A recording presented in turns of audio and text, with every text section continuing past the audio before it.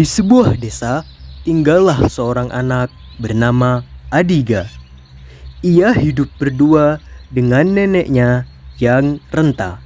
Meski begitu, hidupnya terasa menyenangkan sebab neneknya serba bisa. Neneknya pandai memasak, suka mendongeng, bijaksana, dan dikagumi juga warga desa. Setiap jelang tidur, neneknya tak pernah lupa menceritakan kisah di negeri dongeng.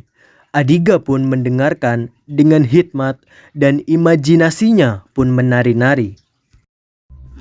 Suatu hari, Adiga bertemu dengan Paman Kelo. Ia berkata pada Adiga bahwa neneknya bukan orang biasa. Nenekmu bukan orang biasa. Ia pemegang kunci menuju ke sebuah negeri beda dimensi, di mana segala keajaiban bisa terjadi. Malam pun tiba. Adiga teringat perkataan Paman Kelo. Walau tak percaya, tapi ia juga penasaran. Maka ia pun meminta nenek mendongeng seperti biasa. Nenek Adiga pun mengiyakan dan mendongeng tentang negeri ajaib. Tanpa disadari, Adiga pun tertidur. Lalu esok harinya ia terbangun di tempat berbeda. Ia panik melihat sekitarnya yang tak ia kenali sama sekali.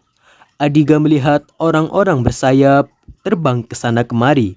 Pepohonan lebat ada di mana-mana. Buah-buah segar menggelayut begitu banyaknya.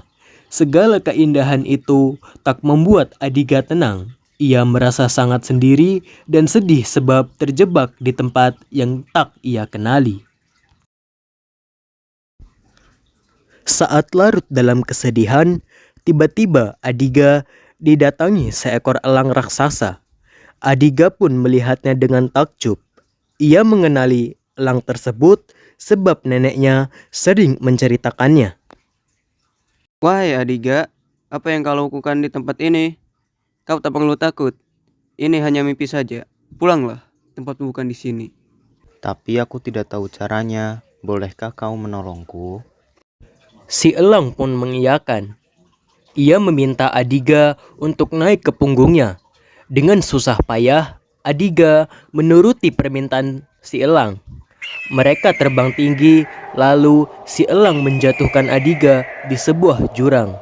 Adiga kaget, sekuat tenaga ia berusaha bertahan dengan menggenggam sayap si elang.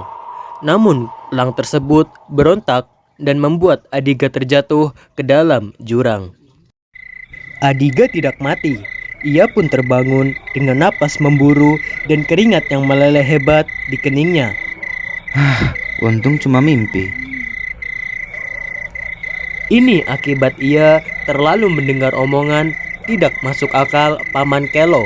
Ia mencibir dan meringis bersamaan, lalu melanjutkan tidurnya. Di esok harinya, Adiga bangun lebih pagi. Ia tak sengaja mendapati bulu di genggamannya. Ia ingat saat jatuh ke jurang, ia menggenggam sayap si elang. Bulunya masih Adiga genggam. Ia tak bermimpi, negeri aneh itu benar-benar ada.